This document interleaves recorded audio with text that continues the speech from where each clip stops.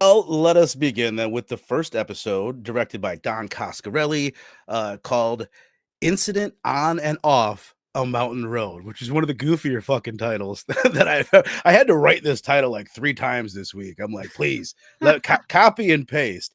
But again, directed by Don Coscarelli. He made Phantasm. He directed the first 4 Phantasm movies. He did Beastmaster. That's, to me, like, I love Phantasm. I've grown to love the shit out of it, but I never watched that when I was a kid. But Beastmaster, I watched the hell out of that. I know you covered it not too long ago, Robbie. And he's done Bubba Hotep, starring Bruce Campbell, horror comedy, which I have not seen. I know you're a fan of, but I figured you're the one that's going to know more about this gentleman than probably the rest of us on the panel. Robbie, I know you've met him, which I can bring up a picture of in just a moment. Yeah. But kind of tell me, like, just what your thoughts are on the man Don Coscarelli and his career. Yeah, this is where I met him in October, and I met him a few times, had several conversations with him, and he's like one of the most down-to-earth dudes I've ever met. Like, Don Coscarelli is amazing. I'm quite a fan of his work. So he came in to the film industry, financing films, doing things. He did a couple like teen comedies in the 70s, but they didn't really work. He did like Kinney and Company, and there was something else, right? And it didn't really work. So then he decided, everybody's saying right now, because we're in the post-Texas Chainsaw Massacre, post-Halloween era, everybody's saying we need to do a horror film. So he does a horror film. He does Phantasm, right?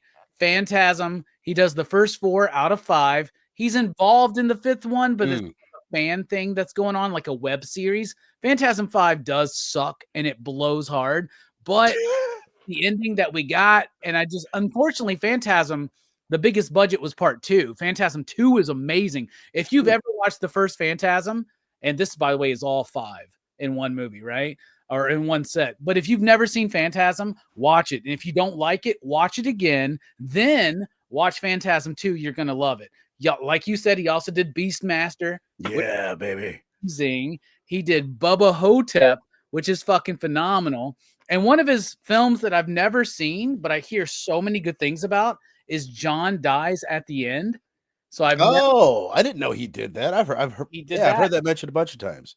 Super excited to check that out. Don Coscarelli's great though, man. He's like a George A. Romero. He never buckles for the studio.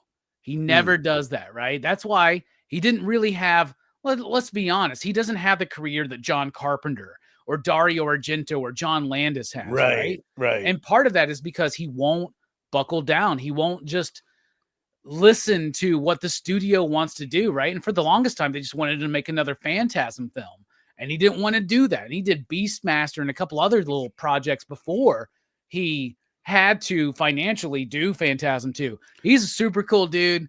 He's awesome. I'm a huge fan of his work. If Verno, you've never seen Bubba Hotep, you got to watch that. You're going to love that movie. It's so stupid. And Bubba Hotep, just like this Incident on and Off a Mountain Road, is based on a John Lansdale short story. So Coscarelli is also a big fan of John. And when I met him... Now, who's that? I don't know who that is. Well, he wrote a bunch. He's a writer. So he wrote a bunch of like short stories and little novellas and stuff. He's done comic book work as well. This feels like a comic book to me. I don't know what it is about this. I would love to see like a 40-page one shot or like a 2-parter. There's something about this that just I don't know. It just feels like actually, now that I think about it, I think they did try to do a Masters of Horror comic book series, but I don't think it really I don't think it really went all the way. But I do think they tried to do a Masters of Horror comic book series.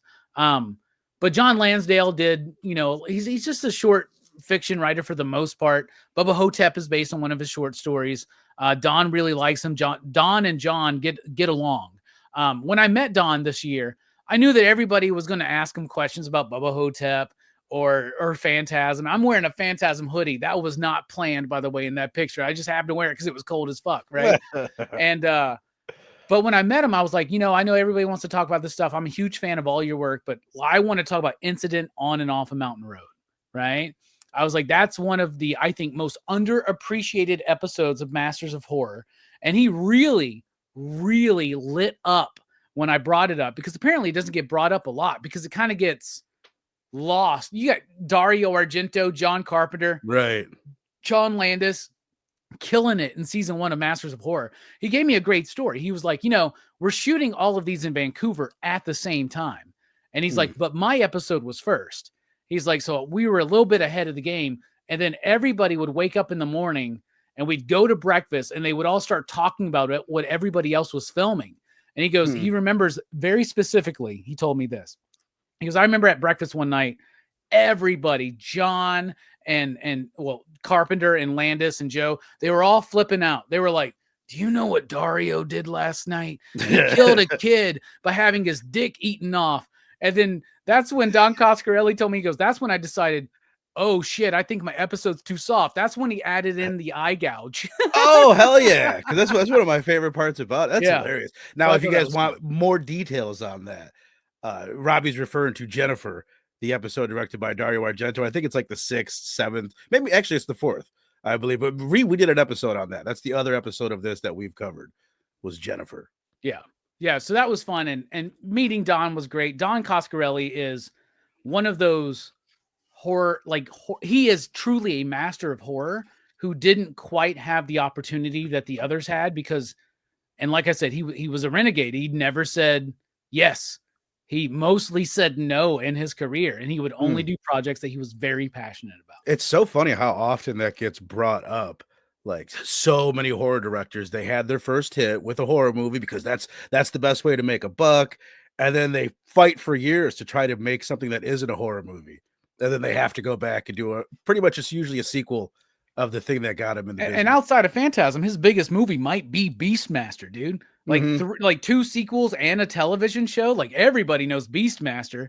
Not everybody knows Don Coscarelli, man. Well, most people, I remember I said this when we talked Phantasm. Phantasm, if you're in the horror world, that's like it's a pretty big movie, pretty big B movie or whatever you would call it. But I think the average person on the street does not know what Phantasm is, doesn't know who the tall man is. Like, not to put you on the spot, E, but just, you're a comic. The reason why I love having you and Fable on, like, Fable, you're much more of a horror guy, but E, you're a story guy. You're a comic guy. Like, I respect your insight in story, which is why I think you're a good fit for this episode, because that's kind of what it's all about. It's just this little story. But had you heard of Phantasm, like, before we did this? Oh yeah, like I have a big history, and I didn't realize that the guy did so many different things. But like, you don't get cooler than Beastmaster. I grew up with Beastmasters, right? So I loved that. Phantasm was one of those. It was one of those movie rental place, like the Mod Pa Shop ones that you always got. It was like Phantasm and Puppet Master, something like that. There was like always like a 1-2 shot for those. And then I can't believe you guys haven't seen John Dies at the End, because it's right up all of your alleys, man. Like how am I own it though, at least, right? Give me credit for owning it. Okay, all right, you get an A for effort, but yeah, dude, it's right up all your guys' alleys here. It's not necessarily totally horror tinged, but it's a good time. You guys are gonna dig that. So it's kind of horror adjacent, kind of like a horror comedy to a degree. Yes, yeah, very much so. It's very much in the vein of Bubba Hotep. That's what I was gonna say. I haven't even seen Bubba Hotep, but that's not pure horror or a pure horror comedy either, right? It kind of straddles the line of a few genres. Totally, yeah. Right. All right. Hell yeah. So let's get into this one. Incident on and off a mountain road. As we said, it's the very first episode, which is cool. I wonder how that went. They fucking rock, paper, scissors. They arm wrestle. Like who had either got the option or was forced to do the first episode. But the quick premise for it is we've got this woman. She was in this abusive relationship with Russ from Vegas Family Vacation. That's first thing I see. I'm like, oh my! I see him as the dude from Empire Records, man. I always see him as that. Yeah, that's funny. I mean, he's Russ. He's Mr. Papa Giorgio. I put $1 in, I get a car. You put $1 in, you get a car. That was like one of my favorite movies when I was a kid. He's in another one more recently called the Devil's Candy from 2015, which is a pretty damn good horror movie. Oh, what's his name? Ethan Embry, right? That's his name, right? I don't know, but I think it's Ethan Embry. I'll take your word for it, my brother. But anyway, pretty much he's a dick. He's abusive to his girlfriend. He's I think he's an Iraq war veteran. And long story short, his wife, she ends up getting into this wreck, and there's this monster on the side of the road that takes her, kidnaps her back to his house. We find out this is what he does. He's been stopping people on the road, kidnapping them, taking them there, drilling their fucking eyeballs out, and then sending them on their way. And then the hilarity obviously ensues in this. But I love it. It is wild. There's so many elements of it. Like some things that I hope you guys can like fill me in on and how they really connect with each other. Like, what is the monster? Well, how does he really connect other than with the situation that the girl finds herself in? I don't know. But Fable, you said first time watch for you. What did you think of this first episode? Overall, I think it was great. I really enjoyed it. A great opener to this series, I believe. And when I first started watching it, I got the same sense you did, Vern. I said, but I didn't say 2000s. I was like, this is really 90s. Like, yeah. This is super 90s. Especially when Homeboy came out of the side of the road and he jumped, and then you see the moon behind him and shit. I love that. I love that shot, dude. That was the shot in this episode that they kept showing over and over when they would like promote the whole series. Yeah. To me, that's like the shot that I think of when I think of this series in general. Like just something about that. And that's also why I think of comic book. Couldn't you see that as a splash page? Mm-hmm. Just like, bam. I love it so much. Absolutely. But it also gave me a sense like how goofy is this thing going to be, right? Yeah. Like I didn't know what I was going to get myself into. But as the story went on and things went on, things started getting revealed. I love the twists and turns in this episode. I love how she all of a sudden like builds these traps for him. And I was like, oh, come on, get the fuck out of here. Yeah. You're building these traps for him. But he didn't fall for them, right? Like, I didn't expect that. I didn't expect him to be, like, right behind her. And then the other girl comes and she falls in the goddamn trap. And he kept doing that through the whole episode, all the way up until the end where what do you call it? The fucking husband's in the trunk. Yeah. Right? Yeah. I'm like, holy shit. So I appreciated it for keeping that pace up, keeping that subverting the surprises coming. Yeah. I love seeing the tall man in there. He was in there, right? That was him. Yeah, Angus Scrim playing the guy who's also captured. That's Angus Scrim, right? You didn't know it? No way. Did you bring candy? All the other girls brought candy. I love it when they bring candy. That's Angus Scrim, man. One of his final roles, dude, man. No way. Dude, I'm so glad you pointed that out. I don't know what it is about me, but there's some people, some actors and actresses, I can't stop looking at their lips. When we did Heretic last weekend, it's like he is working overtime with his tiny little lips. I don't know what it is, but they're very important when it comes to a performance. That's what do you call it? John, what's his name? The guy who made 16 Candles? John Hughes. Yeah. John Hughes. Yeah, he always did a close up of people's lips in his movies. Yeah, I love it subverting the expectations. I don't know if it needed the rape scene at the end. I don't know.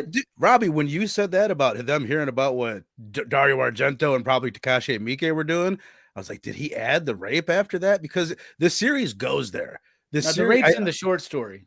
Okay, that's what I'm saying. The series, like this first episode, and that's the moment in it. And almost every episode has a moment you're like, oh wow, I wasn't expecting him to go that far with it. But yeah. Because the him being in the trunk alone was the surprise for me, was the twist, but it didn't take away from it either. It kind of gave you that reasoning for her becoming what she becomes by the end of the episode. Well, it's Don and John Lansdale wrote the original like short story, but it's a rape revenge tale, but it's presented in a way that doesn't present itself like a rape revenge tale, which. Let us not forget, that's a big thing in horror movies. Last House on the Left, I Spit on Your Grave, Mother's Day, like those are, like that was a big trope back in the day. And like Don never went there then, but this was his chance to do it now. And I think he actually handled it in a pretty just like you're saying, it's such a cool way to do it. Like I haven't seen all those movies, but another one, Miss 45, the rapes usually take place at the beginning of the story. And this one totally flips it. It's the very last thing you see, or almost, which is cool. It gives you a lot of the context, because it explains how she becomes a badass. Obviously, her husband taught her how to be a badass, a survivalist, a nature person. But the drive, the you know what I mean? Because by the end, she's drilling holes in his fucking head and hanging him on the damn rack and all that. Which I like. I love that she's doing that, but it's one of those things where like it's just like a Scream movie, and where once you've revealed who the killer is, all of a sudden they got this look in their eyes. Yeah, look at and you can tell, ooh, they're bad. You know why she does it? She does it so that she can pin the murder on Moonface. No, totally. Yeah, right. But like what comes over her face, where all of a sudden she's villain. She's the villain. I don't know. You know what I mean? But then by the end of it, that guy, dude. You see her eyes again, and she's the victim. But there's, you know what I mean? There's that moment where all of a sudden I think you're supposed to, for a second, I think I was thinking that she was going to kind of take over his role. That she was going to start to do that to people. Also, Don's a big fan of Italian horror movies, and he told me that personally, and he was like, "That's why the eye thing is there, is because of the horror movie." I like the second day I saw him, he was wearing like a Suspiria shirt. You know what I'm saying? And I was just like, he told me, he was like, it is the Italian guys. Those are the guys that I think are the best. Right? Totally. And he says I think Suspiria was his biggest inspiration for Phantasm. And when you listen to Phantasm, you can feel it. It's why so dreamlike, right? Yeah, totally. The other thing I want to say that you made me think of, the drill bit. Like, first of all, anytime you see an eye, I'm thinking of Fulci right away. But anytime I see a drill, I'm thinking of Fulci too. Because there's that, what is it, House by the Cemetery, where he's drilling into that guy's head. Yep. Right. Yeah. But all right, my brother E, first time watch for you. What did you think? Incident on and off a mountain road, dude. Dude, well, first of all, I'm so glad that you gave me the opportunity to start with saying that I've really loved a lot of the things that he's done in the past, and I'm sure you can see where this is going at this point now. This was Masters of Struggle for me, man. This episode was really, really hard to get behind and really hard to enjoy. And I think part of it was because I knew the lineage and the prowess of all the people that came about like to make this season, right? You have the biggest names you guys all talked about. So I'm like, yes, let's do this. Let's jump into this. What are we talking about? Some weird gray dude that jumps out like from in front of the moon. Like, this doesn't feel like the same thing that we get from things like American Werewolf in London, from Halloween, from like these big, huge movies. This was tough, man. And Robbie, you had mentioned this was filmed in Vancouver, and it makes so much sense because my thought throughout the entire watching of this episode was like, this feels like a CW episode, dude. This feels so CW. It's not even funny. And that's exactly where they film every single one of these things. Budgets were very low in this series. Right. Budgets, yes. I was thinking that too. I think if they were, even TV in general, right, you didn't get the kind of performances that you would get now. If they were to redo this now and it was on Netflix, it's not going to be like the premier actors in a show like this, but they're going to be better than I think what we get in this show. There's going to be higher budgets. My girlfriend just finished rewatching Lost, for instance, right? And one of the things I was telling her about, I was like, you know, Lost is like ahead of its time because it was a network television show that was trying to tell an ongoing story that you had to be there for every episode of, right? Right. Not saying that you have to be that for Masters of Horror, right? But we are still like, yeah, Sopranos is going on, right? And Deadwood's going on, but we're not in that. We don't realize we're in the golden age of TV yet. Yeah. Right. And Showtime was the very young, like redheaded stepchild in the family of like HBO and Max and all that shit, right? I would say it's just above Skidamax. Right. Oh, and Eric, Canada's a fucked up place. You should know this already. Well, I mean, if this tells me anything about Canada, if I didn't know anything else, like this would tell me the story. It birthed David Cronenberg, so that's all I gotta say. It does produce a lot of weird horror movies. Soon to be the 52nd state. I'm pretty sure it's coming. Yeah, they're talking about it. That's a joke, kind of, but they are talking about it. But the acting was everything felt to me very CW-esque. I tried my hardest to really dive in and get into this, and man, it was not the episode that was going to do it for me. If this was like a litmus test, I would not have watched. Dude, I know what it was, man. It was that fucking song. It was that song. It was that like navel gazing fucking song. It does, yeah. They play it like 3 or 4 times. They start and end with it, and somewhere in the middle. I'm not completely shocked by that. I get it. I think it's kind of like I don't know. At the same time, when I say like the acting isn't really that great, there's really 4 performances, and buddy, What's his name? Angus Scrim? I'm still blown away by that. Yeah, Angus Scrim. Yeah, he's fucking phenomenal. Mr. Papa Giorgio, not the greatest, but I still like the performance. The girl, super replaceable. And that's about it. I mean, there's not really, and then the fucking big guy. I wouldn't call that a performance. So I don't know. I do get what you're saying. I don't know. Moonface is dope. I love Moonface. Was Moonface that guy though? I kind of felt like it was. He is a famous guy. Who was he? Oh. I know what you're. I wondered that this time too. Fable. Yeah. Like, was that the boyfriend? The husband. Yeah. No, it's not him. But it was. Who the fuck was it? It was somebody. Yeah, that was the twist. I was totally waiting for for that to happen, and it never was delivered. So, no, what did you think of the story wise? Did it? Because this is as I'm watching it, I was like, it's kind of weird. I'm conflicted because it's so toxic that I don't know if they would write that story now. But it's not like that. Those stories aren't still happening just as much. Where you've got some toxic husband, kind of like, you know what I mean, treating his wife poorly. I think that's kind of a shame that you might not get stories like that, even though we still need stories like that. And maybe I'm wrong. Maybe we still get just as many stories like that, but they would be told differently. It would be overly preachy instead of you just like getting it. Like, yeah, that's not good. Well, I mean, I think it's been delivered so many times that it's become cliche. So do we really need to still lean into that? Because a woman character, regardless of the acting prowess that this particular person brought, right? A woman character can be powerful for more reasons than being raped on camera, right? That's not a necessity. Like, go do something that doesn't like come from that being the catalyst. But it goes before that though, man. She's powerful because she took those lessons. Right, she was already hating this guy, and it shows us the insanity. This show was in 2005, so we're like firmly implanted in the beginning of the second Bush term. And right? the whole show, you feel the Iraq War's presence, and not the whole show, but in other episodes, like you could tell the era that it's in. Yeah. Plus and it's by the way, it's John DeSantis who plays Moonface, and he was the 13th warrior. Who was like, he was one of the giant dudes there. He was, what else is the other thing that he was super known for? He's Ron DeSantis' cousin.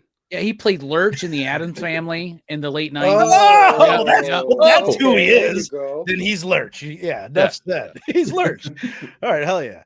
All right, not in the movie, but in the late 90s TV series, if anybody remembers that one. Yeah. But not in the movie. Okay, then he's not Lurch. Okay. All right, hell yeah. I appreciate your thoughts, E. Robbie, what did you think of the first episode? I fucking love it, dude. I remember at the time, this was one of the ones that us horror fans, it was one of the ones that a lot of horror fans thought was weak, right? And Don Coscarelli didn't come back for season 2, and I don't know if it's because he was busy. Maybe he was doing Bubba Hotep at the time or something like that. But I don't think so. I think he had already done Bubba Hotep, right? Yep. So I don't think it's because he was busy. I think it was because the response to this episode wasn't as good because it doesn't go as far as some of the other episodes go, right? Like, I think the greatest Masters of Horror episode is John Carpenter's Cigarette Burns, which I think is the best John Carpenter movie he's ever done. Which stars Daryl from The Walking Dead. Yeah, it does, right? But you know, he kind of started earlier. He tried to keep up.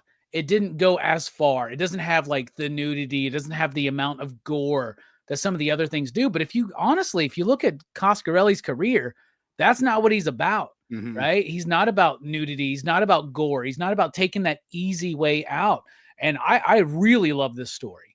And like Fable said, like when I was younger, in my 20s, watching this for the first time, I love the ins and outs of how does she know how to do all the, oh shit, because he taught, oh shit. And then when you open up the trunk and it's him, like I fucking loved it, man. And I still love it and I still stand up for it. I think it's one of the greatest, most underappreciated episodes of Masters of Horror. Trust me, there's some shit ones to come. And this one is not shit. This one is really, really fucking good. Hell yeah. I mean, I totally get it. What I wanted to ask you guys is, because I think the first time that I watched it, at the end, I was like, story-wise, I was like, wait a minute. Well, I expected there to be some kind of like, oh, and then you find out the connection between Moonface and the husband. Like you said, Fable, I'm like, is that him? Like, what is the connection? Other than, you know what I mean? There's no connection, man. It's like a Texas Chainsaw Massacre thing. It just happens to be a house where this crazy fucking dude lives. next to a really tricky bend in the road. Right. And there are tons of accidents that happen on that road. And he kind of takes advantage of it. He's just a weird fucking dude. He's a Leatherface. What's the explanation of Leatherface? Well, they gave it to us in some bullshit fucking movie, but here's we don't need it, right? Leatherface doesn't, like Texas Chainsaw Massacre doesn't have another part of the story that's about another thing. So that, you know what I mean? That's what I'm saying. If they had this whole meat packing plant where they go there, then they tie it all into Texas Chainsaw. Yeah, what the tie-in in this movie is how she learns how to deal with this. Yeah. Right? I guess that's she learns how to survive. And this is a movie about survival, right? And it's from the perspective of a woman who has hitched her wagon to the absolute fucking wrong guy. And one of the things I love about the movie is like when I've watched this so many times, right? And I really do feel, oh man, when they're like their first bit together, it's creepy because he's saying things, but she doesn't realize what he's saying because she doesn't know him yet, right? And when you first meet somebody and you're in that NRE fucking phase, that new relationship energy, right? And you're just like into everything because you're like, I like your tits, I like your ass, I like your smile, I like the way you think. But then like down on like a little bit further down the road, you realize, oh shit, I should have known from the beginning. And that's what I think this episode really warrants repeat viewings, because then you see that in the earlier scenes. You see that, oh, you should have known that when he said it. Because at one point he goes, sometimes I just wish I could kill them all. I know. And she laughs at it, right? She bites her lip and gets turned down by it. No, well, that's something that people say, right? Because she's interested because there's a guy, first of all, who has interesting thoughts about things, right? But she doesn't quite get where he is. Right. That's what I think more than anything. She's just attracted to his passion about anything. It could have been anything. She's like, yeah, this guy, he's passionate about something. Yeah, because every other dude she's hooked up with has been like Jaeger bombs.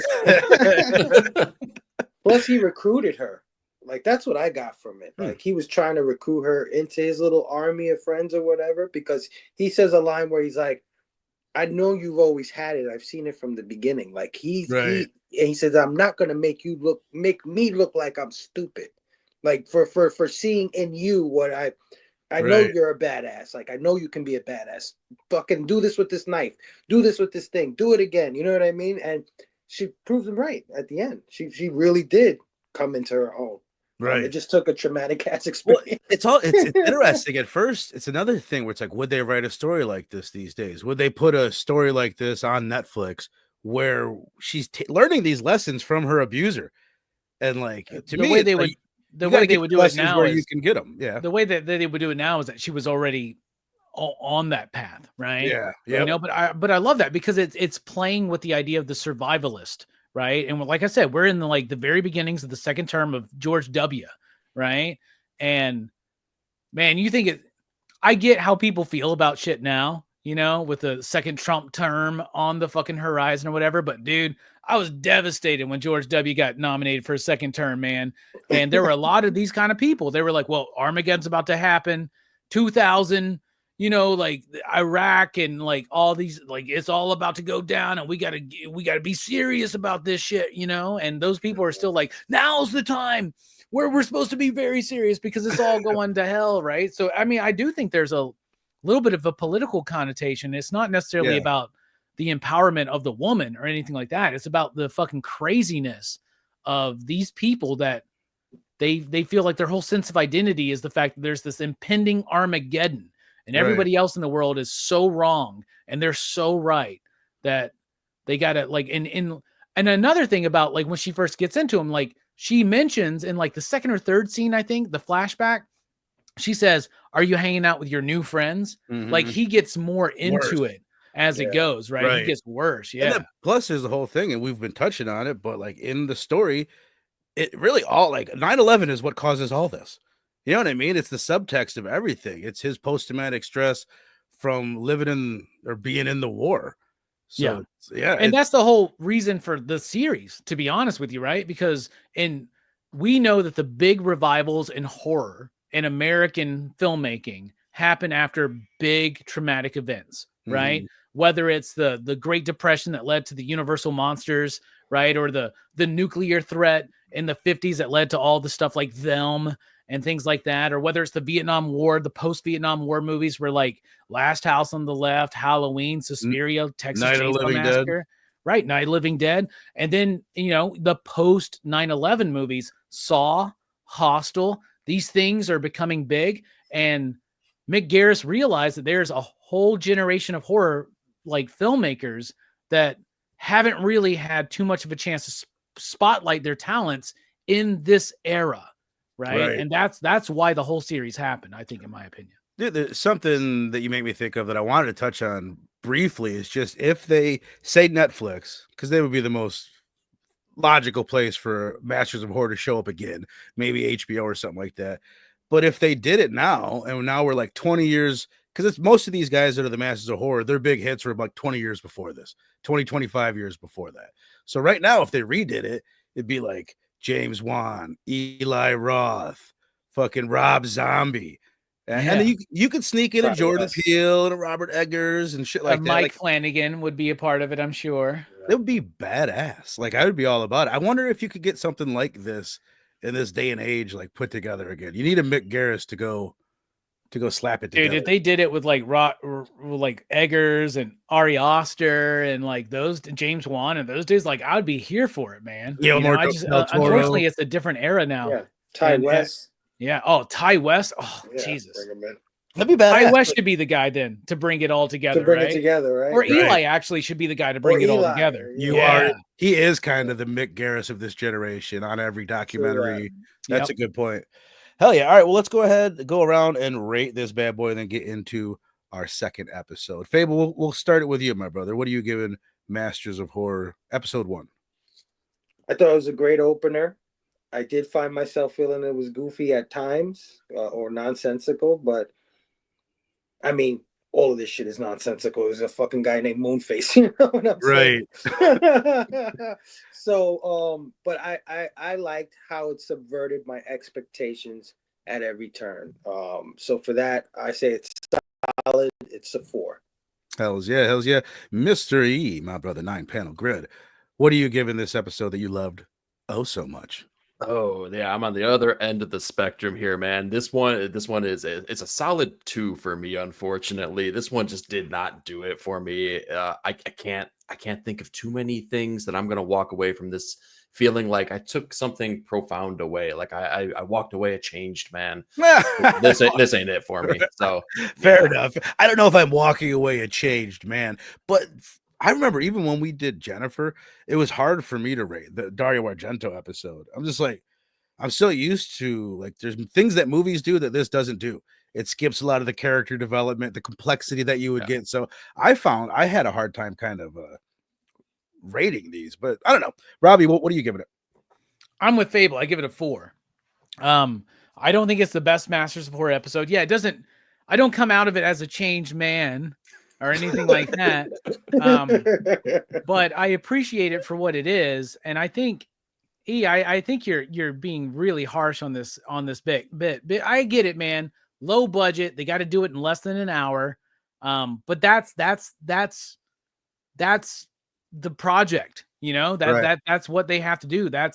I also kind of get, I don't know if I would say I agree with it, but I understand what you're saying where it's like, what the fuck? This is like, it doesn't really connect. Like when you're thinking, oh, Masters of Horror, this is going to feel retro. It doesn't feel retro at all. In fact, there's a lot of these that feel like Tobe Hooper's episode is way too 2000s. It's like, give me some fucking classic Tobe Hooper. And this one kind of suffers from that. This doesn't remind you of Phantasm. These are filmmakers who at this point in their careers, they weren't respected. Dario Argento nobody wanted to make a movie that was directed by Dario Argento or John Carpenter at the time. It's crazy to think about it. The reason why they were able to do this is because nobody wanted them to make movies, right? That's wild. And they were able to come in and this was their attempt to like, this is what a modern Don Coscarelli movie would be like, right? Yeah, it is a little bit CW. It is. But honestly, Don Coscarelli, with all these other names, he's the most CW out of all of them. Right. Like, honestly, he really is, man. Well, he's not. I mean, I was going to ask you this. You said, he is a master, but I respect that. But as far as like, he's not like John Carpenter, Wes Craven, where he's got the career of a master. You know what I mean? He's got Phantasm, right? Yeah. He's got Phantasm, and his whole career has been kind of based on that.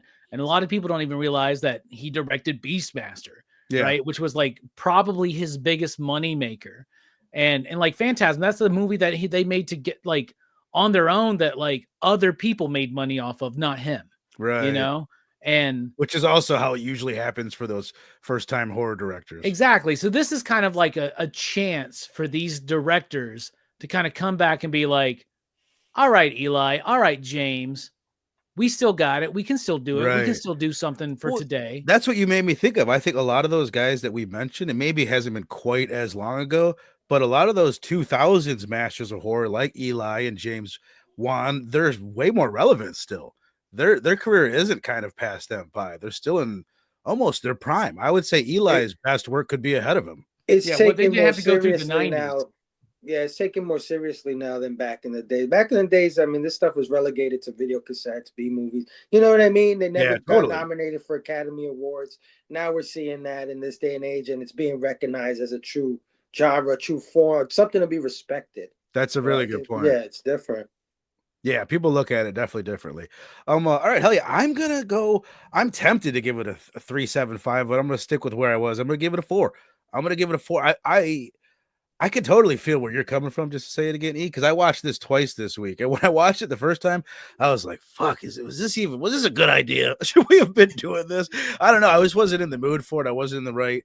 It's like just what you were saying. You kind of build it up. Oh, I'm gonna watch this big fucking thing with all these masters of horror. Yeah. And then you get into it, and it is a little sillier than you maybe are expecting. It's a little more, as one might say, a little more CW than you came in hoping for. So all right. Let us go ahead and get into the next one here.